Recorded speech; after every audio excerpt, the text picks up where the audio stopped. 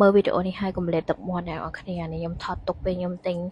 បុកតប៉ាំងព្រេចជាមួយនឹងបុកអាវឈូកហ្នឹងណាឃើញអ្នកទាំងអស់គ្នាតំណងខ្លាំងណាស់រសជាតិ is the best ហ្មងគាត់លក់នៅម្ដុំទួសកាយអ្នកនរគ្នាអ្នកទាំងអស់គ្នាច្បាស់ជាធ្លាប់ស្គាល់ហើយគាត់ TikTok គាត់ឈ្មោះអូនទីខ្ញុំនិយាយមកខ្ញុំទៅទិញដល់កន្លែងគាត់ឆ្ងាញ់ណាស់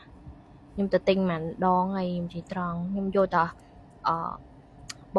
បុកអាវឈូកជាមួយនឹងបុកតប៉ាំងព្រេចហើយនឹងជើងមាន់លាយជាមួយនឹងបកាស្រស់នឹងឯងអ្នកនរគ្នាហើយគាត់ថែមនឹងបញ្ចុកឲ្យទៀតណា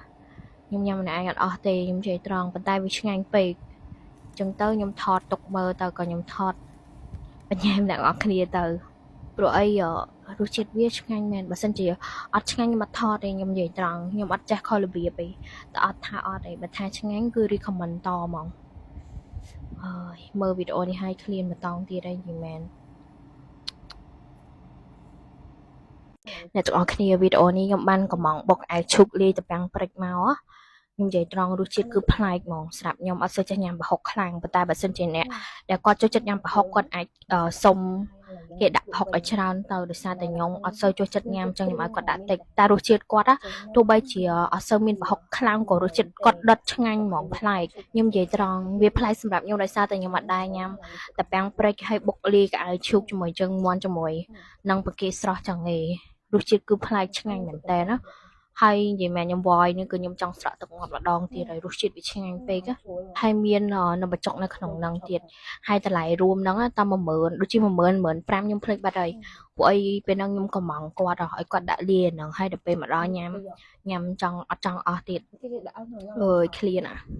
វាតំណងពេកពេលវយឡើងលេបទឹកមាត់ម្ដងទៀតហើយសំខាន់ជើងមាន់គាត់ឆ្ងាញ់ហ្មងច្រឹបហើយបកាស្រស់ខ្លាំងហ្មងឆ្ងាញ់មែនតើអ្នកនរគ្នាថ្ងៃនេះខ្ញុំមកសារីត្រីមិនសារីត្រីអី Walk Street នៅមាត់ទន្លេខ្ញុំឃើញនំនេះខ្ញុំនិយាយមែនខ្ញុំរយយូរហើយខ្ញុំអត់ដឹងថាគេលក់នៅណាតែថ្ងៃនេះចៃដនអីដើមមកឃើញគេលក់ដាក់តាំងពីពណ៌ហ្នឹងនៅតាមស្តង់ហ្នឹងអ្នកនរគ្នានេះហើយនំដែលខ្ញុំទិញហ្នឹងគឺរសជាតិប្រៃលីផ្អែមតិចតិចហើយរសជាតិនំហ្នឹងគឺឆ្ងាញ់10000អ្នកនរគ្នា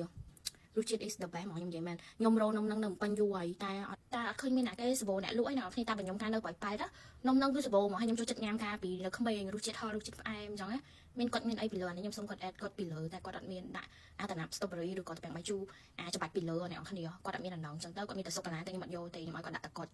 នំរបស់គាត់មានច្រើនតម្លៃហើយមានច្រើនរសជាតិចាប់ពីតម្លៃ7000 8000 10000 12000 11000ទៅតាមតែយើងកំងអញ្ចឹងណាប៉ុន្តែជាក់ស្ដែងនំដែលខ្ញុំកំងហ្នឹងគឺខ្ញុំញ៉ាំ2នាក់ឃើញចង់តែញ៉ាំបានច្រើនណានិយាយមែនគឺបានច្រើនហើយញ៉ាំបានគ្នា2នាក់